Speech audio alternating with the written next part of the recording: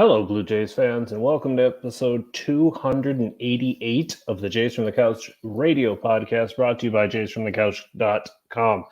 Thank you for joining us for yet another episode, whether you're tuning in to our live stream on YouTube, Facebook, or Twitter, or listening after the fact on Apple, Google, Stitcher, or any other podcast platform. We're everywhere, and you find us week after week, so thank you for that. I'm your host, as always, Shaun Doyle. You can follow me on Twitter at Doyle, JFtC, on the old Twitter machine. I am the founder of Jays from the Couch, and I'm your captain for this podcasting adventure. Welcome. Several of you, I wanted to take a minute here. Several of you reach out every week with your comments or questions, and we really appreciate it. And aside from joining the live show, our audience can always keep the Blue Jays discussions going everywhere you find Jays from the Couch. You can fire us a tweet at Jays from Couch, send an email to info@jaysfromthecouch.com. You can send us your questions and comments for an upcoming episode of the podcast. We're happy to hear from you, or you can join our live stream, where you will get the opportunity to ask questions and even converse with our panel of beauties, our Blue Jays beauties, starting with host of the On Feck Circle, Tuesdays at 6 p.m. Eastern Time, the Feckless Wonder himself, Steve Feck. Good evening, sir. Good evening, Sean. Enjoying spring training-like weather here in Pittsburgh. Good for you. Good for you. Unfortunately, there won't be any spring training baseball for a while, but well, you could argue there's not Major League Baseball in Pittsburgh either, but different show. That's all right. You know what, Feck, just grab a bat and a ball and head down to PNC Park and see what you can do. All right? I'm sure you'll get to... You'll get some folks just trailing behind you. You'll be like the Pied Piper. All right. And we should also bring in host of the Sunny Side of the Dome, Thursday at 6 p.m. Eastern Time, Karen Suter. Good evening to you. Good evening, Sean. Good evening, Steve. And just so we highlight what I'm talking about here, watching at home on YouTube, we might as well introduce everybody on the show. Lionheart on YouTube. Good evening to you too. Lionheart. Thank you once again for tuning in. We really appreciate it. Looking forward to all your great comments as well. Lionheart and a number of our viewers always have great questions, so I'm looking forward to that. But we do have a great episode to kind of tease a little bit here. We're going to put a twist on our Major League Baseball Minute segment, and you'll hear us rant about selected topics to do with baseball. We're going to continue our look at projections for key Blue Jay players, focusing on Gurriel, Captain Kirk, Tim Meza, and you know what? Let's just talk about Trevor Richards as well, just because we can. And of course, we'll wrap up, as always, with our fake news segment. Now, before we get into all of that, I would be remiss. It's been a while, so I'm going to remind all of our viewers and listeners and all of that we would be grateful, ever so grateful, if you visit our ALS campaigns. The links you'll find in the sidebar at jaysfromthecouch.com. You can go to support.alsevents.ca/jaysfromthecouch to make a tax deductible donation to our fundraiser there. Or you can head over to our Redbubble shop and get awesome Jays from the Couch merchandise, sported by our lovely models here. And we all of the profits for those purchases of the Jays from the Couch merchandise, you not only look good, but you'll feel good as well, because 100% of the profits go to the ALS Society of Canada to help them fight this terrible disease. All right, so here we are now, episode 288, and we've introduced a Major League Baseball Minute to coincide with a post a weekly feature that I do up at Jays from the Couch, which did not happen this week on account of migraines. They are what they are, so I'm not going to make excuses. Get over it, folks. We've got a treat for you here this week, okay? Instead of choosing one topic and just all of us reining in on it for a minute, we're instead going to take 1 minute each, to talk about a topic of our choosing to deal with anything to do with Major League Baseball. So we've kind of opened it up a little bit. maybe have some fun with it. We'll see. So we've each chosen a topic, and given that the host of the On-Fact Circle was brought in first, I think we'll let you lead off. I have set the timer for 1 minute. I know you can't see that. I don't know why I'm showing it to my laptop screen. But anyway, Steve Feck, you have 1 minute to talk about your Major League Baseball topic of choice. Thank you, Shaun. And I'm going to set it up with a quote, since it's Black History Month, from Jackie Robinson. A life is not important except in the impact it has on other people's lives. And that's a lesson that the owners and the players union should be heeding, because nobody's talking about the ballpark employees, the support staff in Arizona and Florida, the hospitality workers, people that own hotels, work in restaurants, that basically count on spring training starting on time and people being there to help carry them through the rest of the year, not just for a month to month. This is a big revenue time. And especially in the case of the players union, they should be thinking about these people, because in many cases, the folks are unionized as well. So let's not forget the people that are being impacted by this lockout. Yes, all of us as fans are upset and we miss baseball, but there are people that are seriously worried about how they're going to pay their utility bills or buy groceries because there's no spring training yet. There you go, Steve. That was your 1 minute. I'll be honest, I had no idea what sound was going to play. So I use a timer with my students, and I always have the Muppets mana mana at the end of it, but I had no idea what was coming up there. Anyway, should program it for Take Me Out to the Ball Game. I should. That would be, or the OK Blue Jays. Maybe we'll see if I can figure it out. I'm not that clever. All right, Karen, host of Sunny Side of the Dome.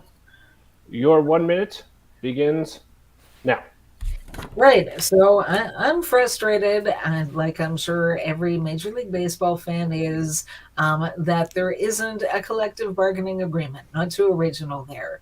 But, I mean, to me, there was this lockout, and they didn't even need to do the lockout. They could have continued to negotiate without locking the players out and potentially losing. I mean, they're already losing a week of spring training games, and who knows how much more. Who knows when the regular season will start or how many games there will be.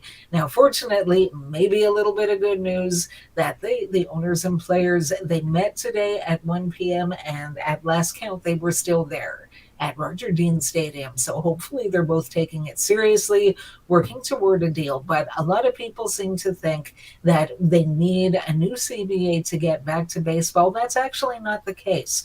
The last work stoppage happened in 1994, 1995, and it ended. The players returned to work without a new CBA, and they operated under the terms of the old CBA for 1995 and 1996. They didn't get one until after the season, so they could end it right now and get back to work.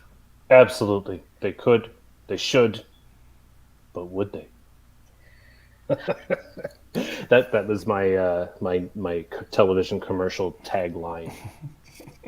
Really selling the drama that is the lockout. All right. My 1 minute begins now.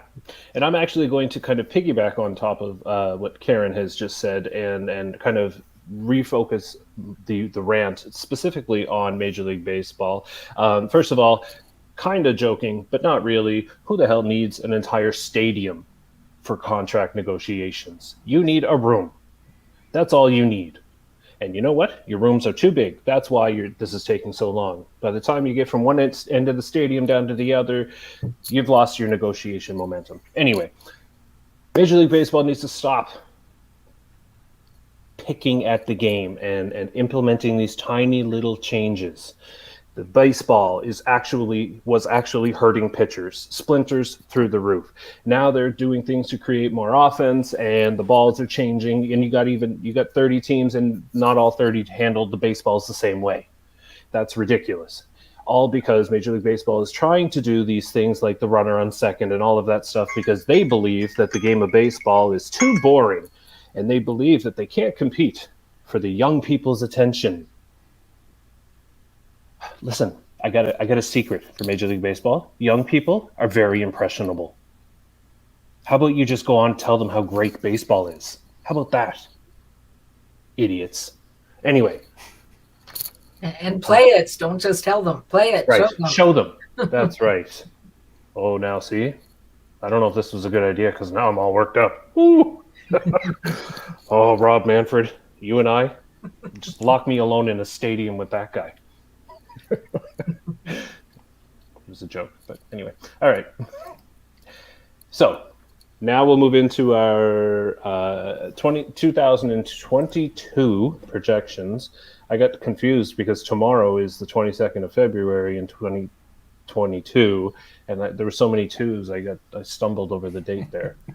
But the 2022 projections, and I'd like to start with the $20 million purchase, the free agent that started it all, Hyunjin Ryu.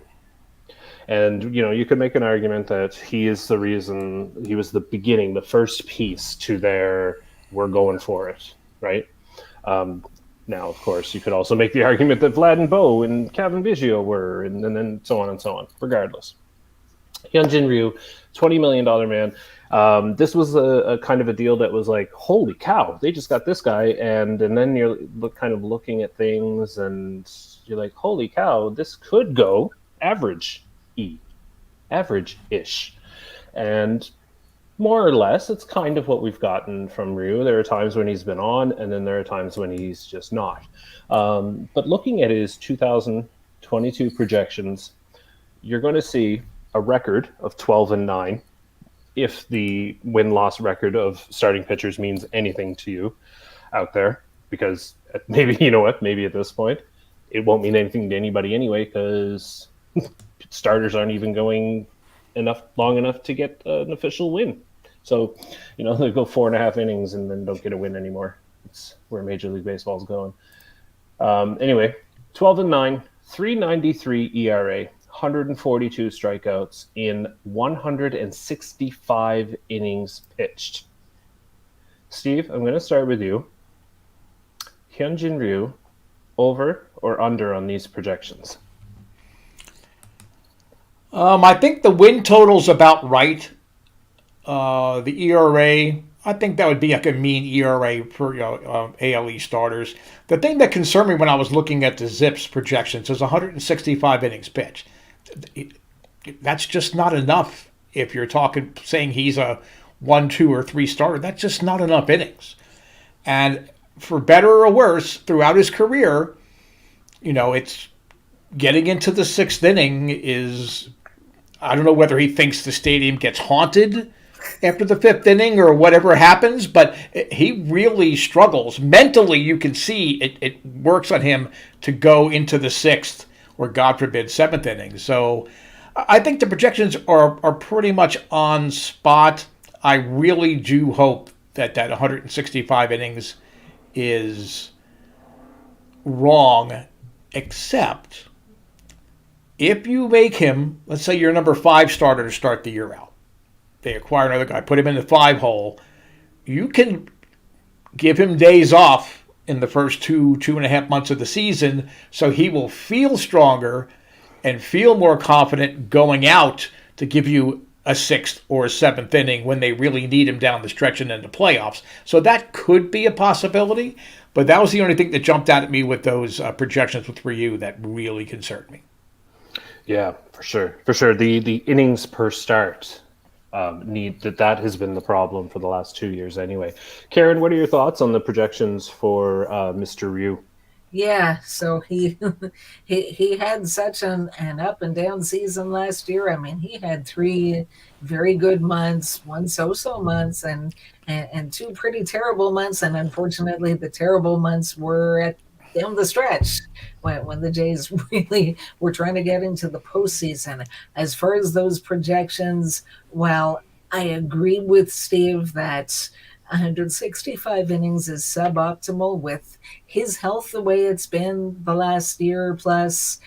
I could actually see that being high. I don't want it to be, but I could see him maybe with a couple of IL stints. But I like your idea that, if they move him to number 5 starter, I mean, forget the fact that he's their $80 million man. That's contract is done. It's signed.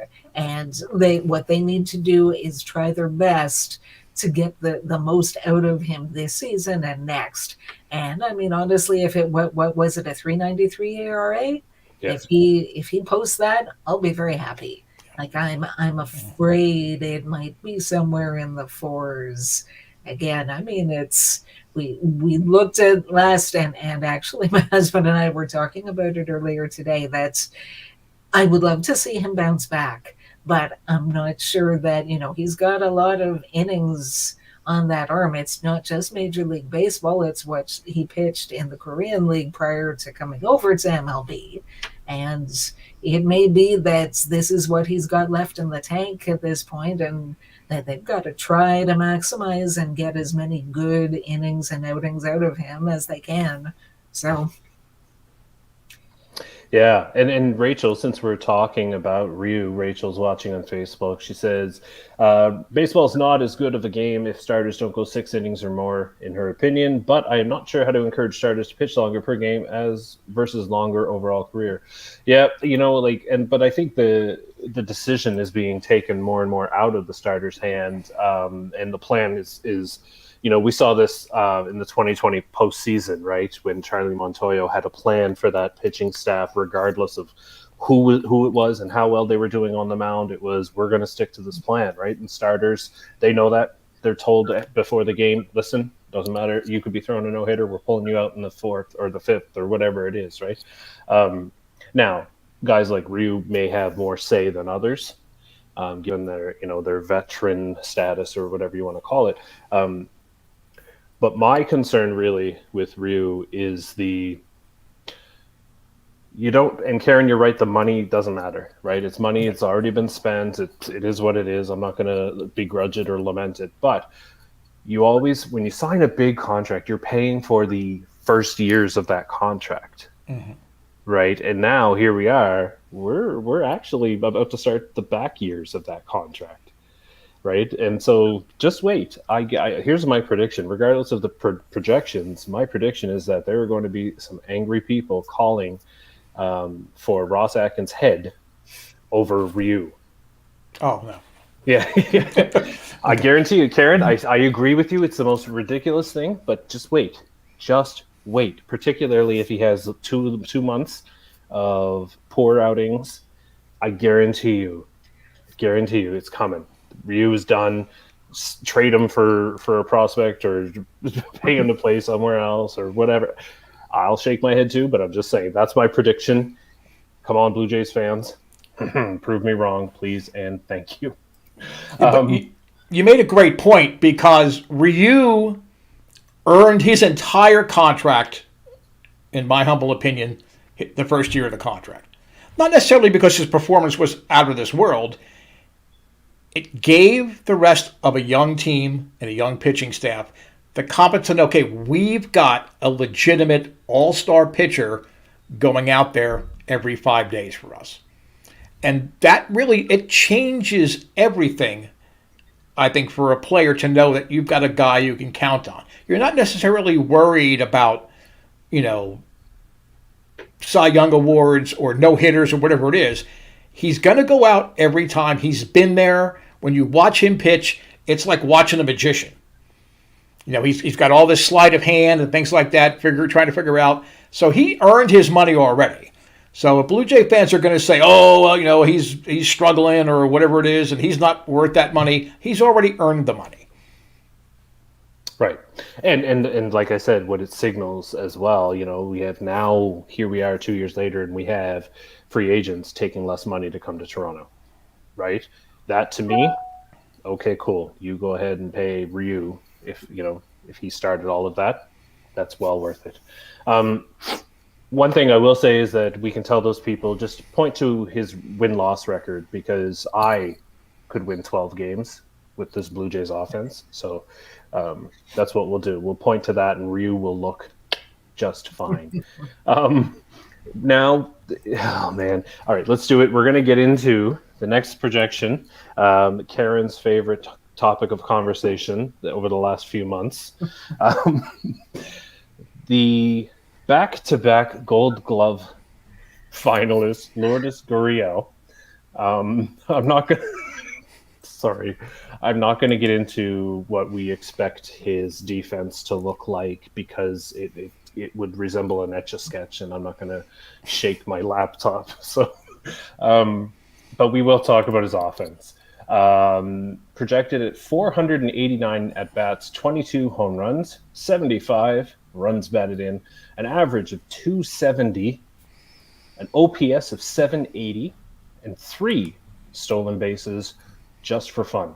So, Steve, I'm going to start with you. Lourdes Guriel, are those projections fair, or do they reflect his ceiling? I think they reflect where he'll hit in the order more than really what his ceiling is or what his talents are. The one that surprised me was only 3 stolen bases. Again, some of it is what the manager's calling it all, but Montoya really was a lot more aggressive in 2021 than he had been his previous 2 years. And I think Gurriel is easy a double-digit base stealer. 25 home runs, when I looked at the ZiPS projections, that's the same amount of home runs as they were saying Randall Grichuk's going to hit. So, I don't know whether they're thinking there's going to be an injury or there's going to be, some kind of, drop off in his production. But I think they may have underestimated Lourdes Guriel.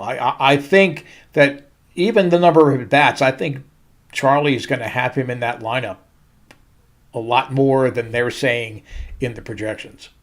Yeah, I think you might be right. But the difference between Gurriel's 25 home runs and Grichuk's 25 home runs is that Grichuk will do it and only have 28 hits. So it doesn't matter. It's still 25 home runs. It doesn't matter. It truly does not matter. I joke, Steve. See, yeah. Karen, I'm getting under everybody's skin. Oh my gosh. I'm an equal opportunity irritant. Anyway, so Karen, your turn. I think I know how you feel about this, but are the projections fair for Gurriel? I think in particular, I think the OPS is very low.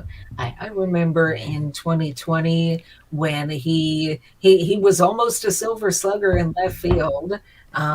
He missed out by about 9 points. He had the second highest OPS of American League left fielders. Eloy Jimenez was number 1. And I think that is who he truly is. I think he's a very gifted hitter.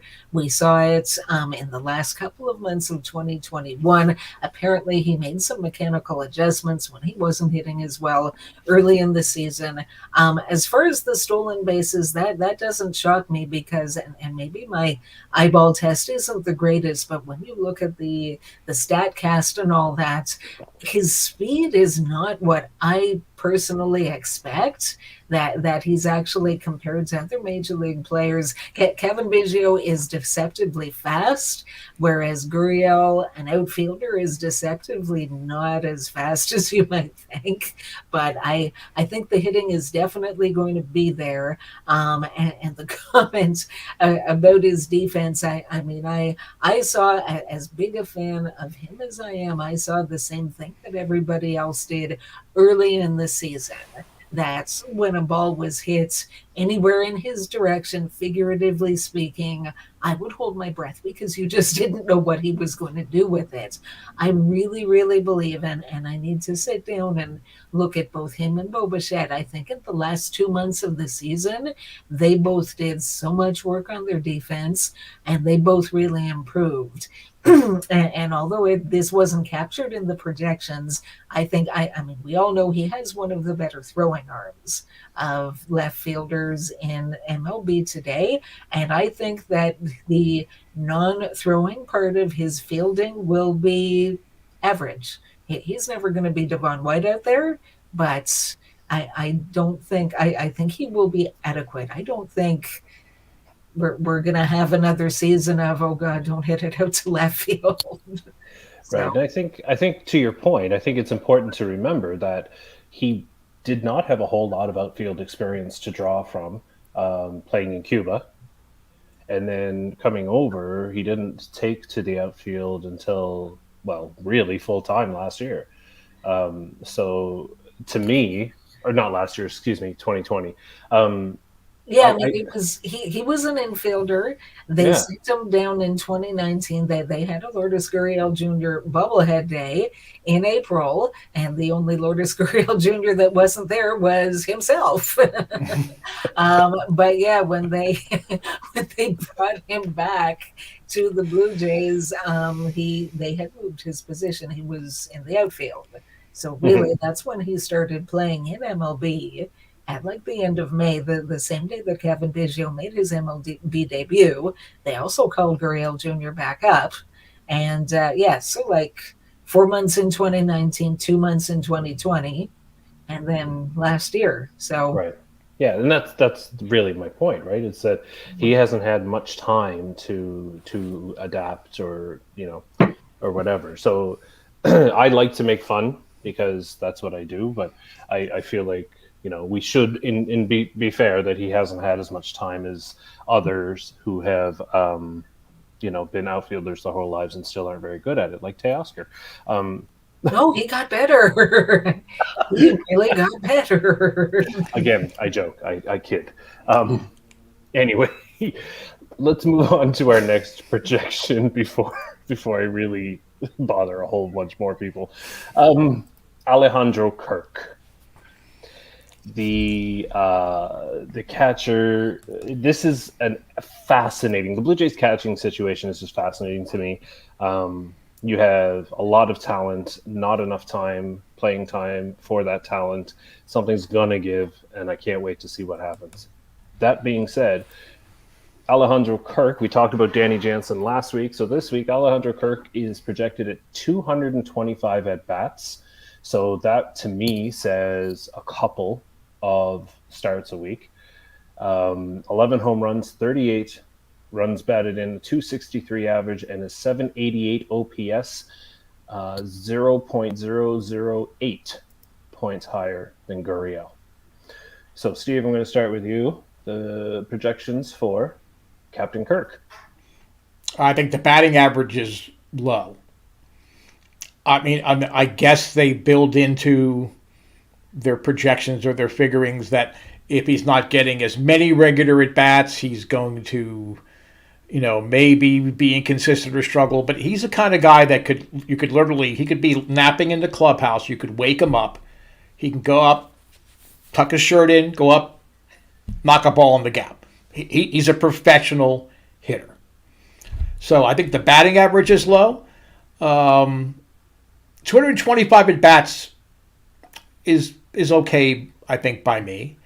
Again, I think they're also shortchanging him not getting regular turns as a DH if they're saying only 225 at-bats. But that would then mean that Danny Jansen is going to get more at-bats than they projected and that we talked about last week. So that would make me happy. But, I mean, Kirk, he's ready to be a major league catcher. Maybe not a starting catcher, but a solid backup catcher. Those numbers across the board. I don't think he'll ever be a huge homer guy, but I think the OPS projection, I think that might even be just a tad low in that lineup because he has to do it all himself. So I think they might have gotten it right with Kirk. Okay. And Karen, Captain Kirk. Yes. I think a bit of that is low as well. The batting average, especially the OPS, and even the at bats. And Steve made one of the points that I was going to make for me that I don't necessarily see him being the number one catcher in Toronto, unless Danny Jansen gets hurt, knock on wood, 1,000 times. But I mean, there's utilizing him as a DH, and don't forget, Captain Kirk could get beamed right out of town into another team if that's a way to get a really good trade return for him. And gets get something that they need, because catcher isn't really an area of need for the Toronto Blue Jays. If anything, they've got a surplus. So yeah, I can see whether he stays with the Jays and he's a part-time catcher and a part-time DH. I think the at-bats are low. I think the batting average is low. I think the OPS is going to be in the 800s. I think he's going to be a very good major league hitter. I mean, he did well in the brief time he was with the Jays in 2020. He was doing well in 2021 before he had a pretty big injury, and he came back. And I'm always a little cautious when someone comes back from injury and doesn't perform all that well. I mean, between the rust and you don't know for sure. I mean, it's very easy for us as non-players to say, oh, someone so-and-so has been activated from the injured list, I guess they're 100% now. Well, that's not necessarily the case. And when he came back and didn't hit as well as he had prior to the IL stints, maybe he was still recovering. So if he's healthy, knock on wood, I think he's going to hit very well for whoever employs him. Yeah, and you guys both covered everything I was going to say. I just think his at-bats are low because I think he'll be a starting catcher somewhere else. And, that's not something I'm hoping for, fingers crossed or whatever. I'm not doing that. But realistically, that's entirely possible. Now, we are running out of time here. We had a couple of more projections, but I think we might have to save those for next week. We'll talk Tim Mason and Trevor Richards next week, both looking very nice, I will say. But, of course, we would be remiss if we did not move right into the fake Blue Jays news segment. But before we do, I've decided we're going to switch things up just a little bit. Before we go into the fake news, I'd like we're going to take a second, and for Karen and Steve, I would like you to let everybody know how they can follow you on Twitter and all of that stuff, and what you've got brewing in the old noggin for the next episodes of your shows, which are not this week but next week. So, Steve, we'll start with you. Okay, well, you can follow me on Twitter at Factless Wonder. Now, I'm not scheduled for a YouTube show, but I still do shows on the Tuesdays that we're not streaming, because I have to get everything out of my head that I've already censored out of respect for the two of you and the rest of my characters. I have to get that out somehow. So I still do a show. So if you're a psychic or have a Ouija board, you can probably pick up the On Effect Circle tomorrow night, 6 p.m. Eastern Time. I think the topic going ahead for the next show, we had some technical issues last week. I do want to talk about Charlie Montoya, and this is a huge year for him. Where is he going to fall? Is he going to develop into Cito Gaston and Toronto folklore, or is he going to be a Jimmy Williams or other managers that have struggled and squander the talent that he has? Can't wait. Cannot wait. I will be grabbing my Ouija board and tuning in. Karen, your turn. How can everybody follow you on Twitter, and what are you up to for for Sunny Side of the Dome in next week? Right. So yes, I'm on Twitter at Karen Sutar1. So the name just as it's spelled there. I'm on a lot. Love to talk baseball or other things. And are we on for this Thursday, or you want to wait? I did misspeak. I misspoke. Karen is doing live this week so that we can continue with her topic for this month. That's right. Go ahead, Karen. So yes, I did part one of a tribute to Black History Month as it relates to the Blue Jays, and I wanted to finish that up this week.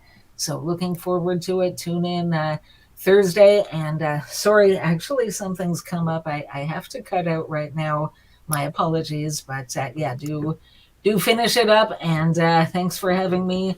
Look forward to seeing you on Thursday. So, all right. Well, thank you, Karen. Hope everything is all right. Take care. All right, Steve, it is now time for the fake Blue Jays news segment. Ever popular, ever so much fun. So, without further ado, Jays from the Couch proudly presents fake Blue Jays news. Steve, over to you. Okay. Well, I wish I would have known Karen was going to leave early because I would have kept in the very mean Lourdes Guriel one that I wrote. But let's focus on more positive topics here. As Karen actually mentioned earlier, representatives of the owners and players met for more than 3 hours today in an effort to jumpstart CBA negotiations. Both sides have announced that they will meet every day this week to hammer out a deal before owner-imposed February 28th deadline to avoid cancellation of regular season games. Now, that certainly is good news for baseball fans, especially after all the anger and sadness that followed a 15-minute meeting last week that saw the players' union walk away after submitting their latest counterproposal. Now, an investigation by Jays from the Couch has uncovered the real reason for such an abbreviated session. Turns out Commissioner Rob Manfred outraged Tony Clark, executive director of the Players Association, with a joke related to Clark's playing career. Now, Clark's car was delayed in traffic last Thursday, forcing a brief delay in the start of the negotiation session. Now, in an effort to cut the tension once Clark arrived, Manfred thought he would get a few laughs by referring to his adversary's nickname when he broke in with Detroit, Tony the Tiger. "Where's Tony?" cracked the commissioner. "He's late!" None of the MLBPA reps found the joke funny, and Clark slammed the union proposal on the table and stormed off. Fortunately for fans, Manfred reached out to Clark and both men enjoyed a bowl of Frosted Flakes during a conciliatory Friday morning Zoom meeting. Now, if you're a Blue Jays fan planning on attending the season-opening series in Baltimore, planned protests by Orioles season ticket holders may seriously impact your ability to reach Camden Yards. Frustrated by trade rumors surrounding Orioles standouts John Means, Anthony Santander, and Cedric Mullins, and inspired by the ongoing COVID mandate protests that have paralyzed Ottawa, a group of Baltimore season ticket holders are threatening to create a blockade of Camden Yards and deny access to the ballpark should any of the aforementioned players be traded. A spokesman for the group held a press conference on Sunday explaining their stand. "We have been very patient during the rebuild, despite little hope of contending during the rest of our lifetimes. Should Means, Santander, and Mullins get traded for more POS prospects, we will ask Maryland Governor Larry Hogan to impose strict COVID sanctions for Camden Yards, preventing us from having to sit and watch Oriole games in 2022. We could then get our money back and not be forced to watch these losers. If the governor refuses to put the sanctions in place, organizers vowed to surround the stadium with barricades and block all access roads to Camden Yards until he does. And as the American correspondent for Jays from the Couch, allow me to remind Canadian Jays fans that American idiots are much better at mindless protest and violent insurrections than your idiots are." Over to you, Shaun. The only issue is that if Orioles fans did it, they would cover like one entrance. All 8 of them, but they're a determined 8. All right. In other fake Blue Jays news, Jays from the Couch had the opportunity to sit down and speak with Blue Jays president Mark Shapiro about the stadium renovations that fans will get to enjoy in the near future. Some pretty radical ideas, I have to be honest, came out, and I have to share them. So, an exclusive look at some of the new ideas for the new stadium. First of all, inspired by, I don't think we'll ever go back to normal, Steve, because of COVID and what it has done to our society. So, hand sanitizer will be at the beginning of every row, which is great. Cleanliness next to godliness. However, the bigger it gets better. In response to the Baltimore Orioles adjusting their outfield wall, Toronto will now introduce something called the kinetic wall. That's right. Like the roof, the wall can be manually controlled to raise or lower at will. So, for example, when Vlad or Bo are at the plate, the left field wall will look completely normal, like you're used to. But when opposing hitters like Stanton or Judge are at bat, a button is pushed and the wall increases inside to a whopping 150 feet tall. The working name for it is the Lake Ontario Monster.